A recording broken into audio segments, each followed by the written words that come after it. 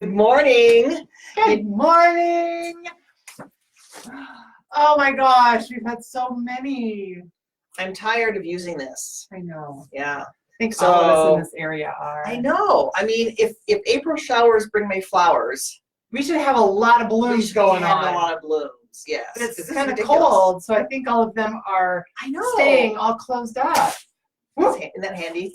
But yeah, I mean, it's ridiculous. I know I'm going to have some people over to my house on Sunday, and it'd be nice to have flowers out, but I don't think we're going to be able to sit on the deck. I know, because we'd have to have your parka on and have a rain umbrella. Rain umbrella and a parka. And a fire pit. And a fire pit. Yeah, I have none of those. I'll have a parka, but I'm not wearing a parka to sit on my deck. No. Are you kidding me? So anyway, yeah, so I know everybody's suffering. This is kind of crappy weather, but you know, business is good.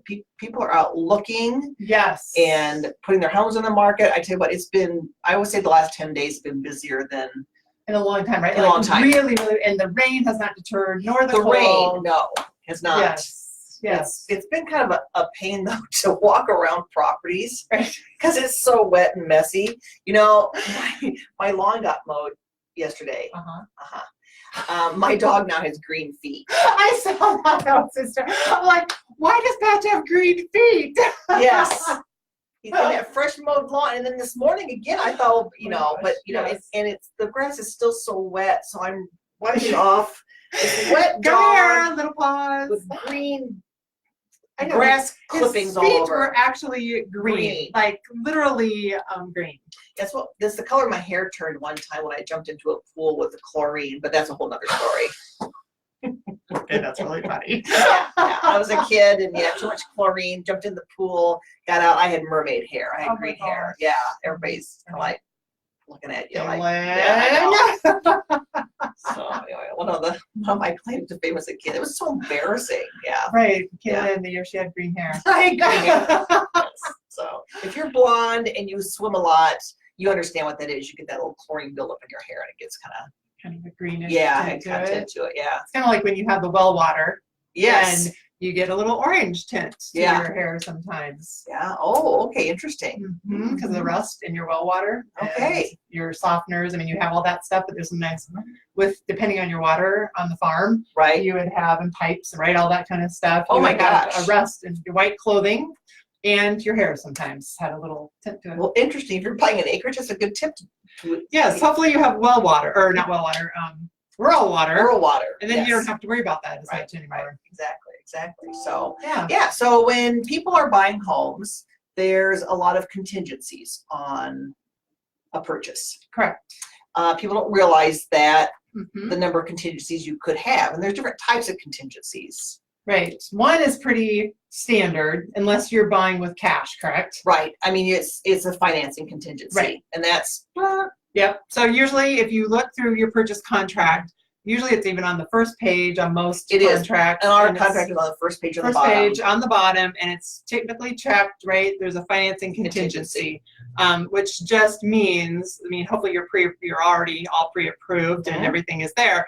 But it would mean that if something fell apart with your financing, that would allow you out of the contract. Right, because everything is hinged on your ability to purchase based on that financing contingency. So so you can purchase, but obviously you have to get a loan to do that. And so all the due diligence has to happen, underwriting it, and so forth. So financing. We're going to tell you all the different types of contingencies. This is why I wasn't a teacher. Financing. I got all it's kind of run together, but I got them all on there. Yeah. So financing is one. Another one is inspections. Oh.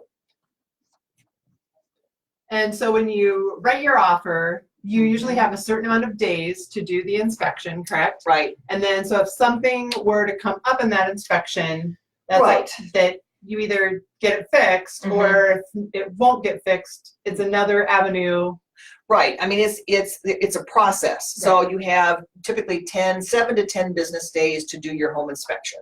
So once that inspection is complete, within that 10 or 7 day period, you have to notify the seller of any deficiencies that you found with the home. And what we're looking for are major deficiencies. We're not looking for a missing doorknob. We're looking for no light bulbs that are out. Yeah, mean, if light fixture's not working, that's one thing, but Right, if the light right. bulb's out, that's Right. different. So, because I mean, every home's going to have some little Some dings things, and mars. So you're looking for, roof, siding, mechanical, mold, safety, radon, and structural issues. So we're looking for those kind of things. So if we do find something that's a deficiency, we have that opportunity to ask the seller to correct those.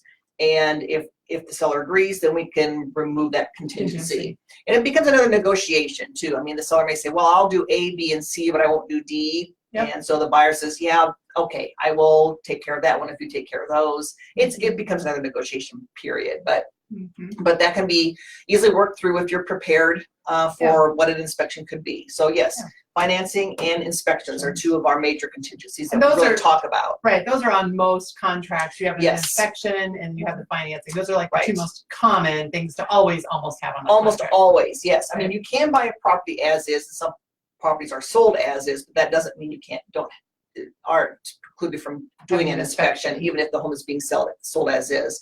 And a as is home sometimes has to do with had like sometimes foreclosures. Foreclosures, yes, exactly. So, foreclosures, short sales, and sometimes estates. Right. Yeah. So that can come into play. Now, one of the trickiest contingencies we deal with is subject to sale. Oh, yeah. I'm going to shorten it. Okay. Subject to sale. So that would be if I own a home and I cannot buy my new home unless I've sold my current home. Correct. And there's actually an A and a B to this.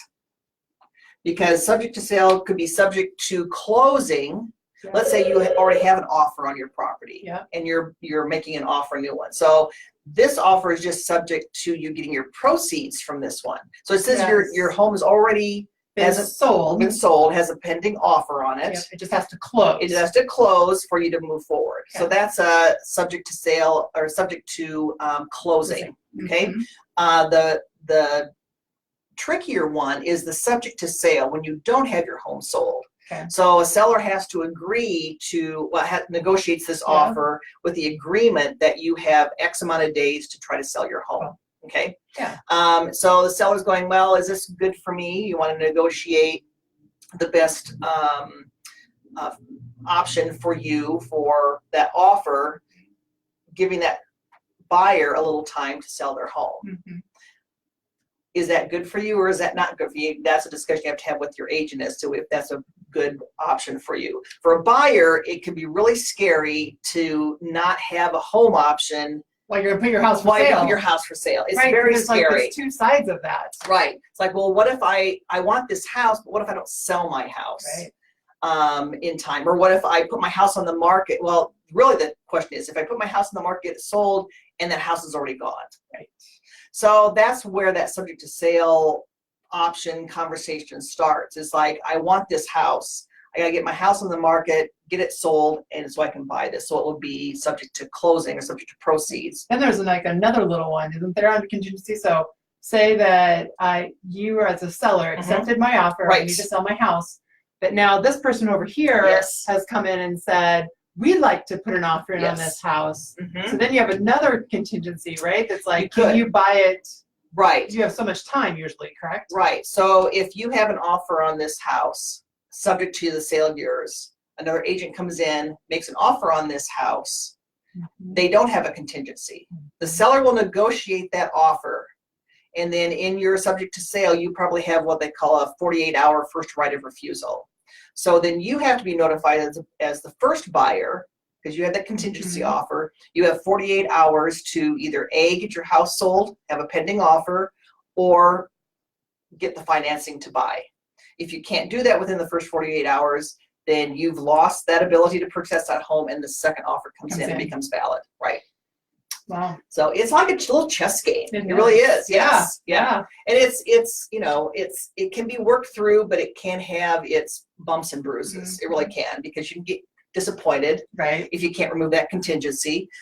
Seller, may like that first offer because we know that they can do this. They just have to get their house sold. We like the terms of their offer, but this other one we can close earlier.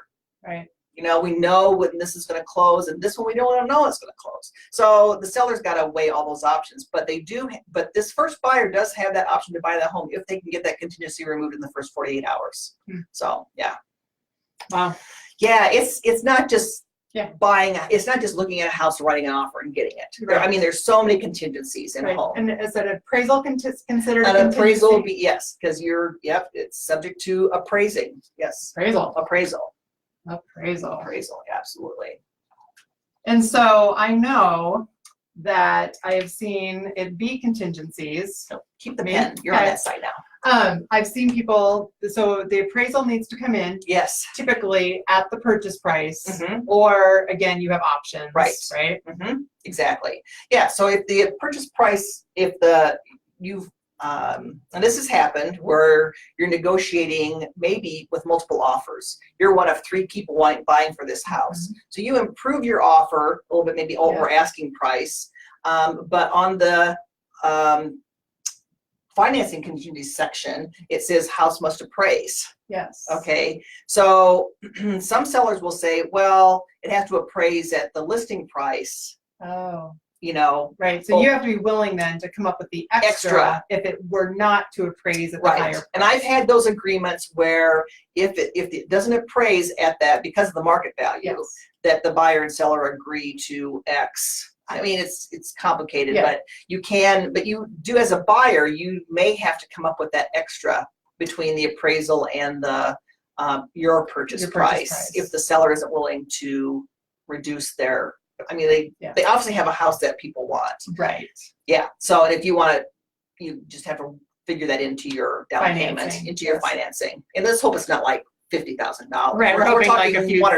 Right. Yes. Exactly. So, yep. And then there's also insurance. Oh. The house has to be able to be insured. Yes.